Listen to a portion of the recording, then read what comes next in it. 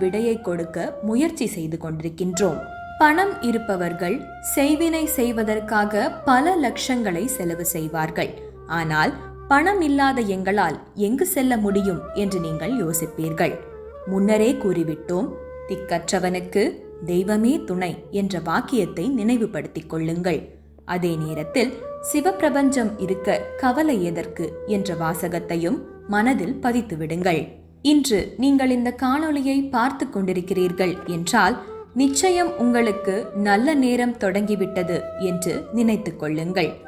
ஆங்கிலேயர்களை மட்டும் அலற வைக்கவில்லை, மாறாக உங்களுக்கு எவரேனும் தொடர்ந்து தொந்தரவு கொடுத்தாலும், தீங்கு செய்திருந்தாலும், துரோகம் நடந்திருந்தாலும், தன்னுடைய கற்புக்கு பாதுகாப்பில்லை என்று பெண்கள் கவலைப்பட்டு கொண்டிருந்தாலும் ஒரே ஒரு கோழி போதும். தீங்கு செய்தவர்களின் நிலைமை தலைகீழாக மாறி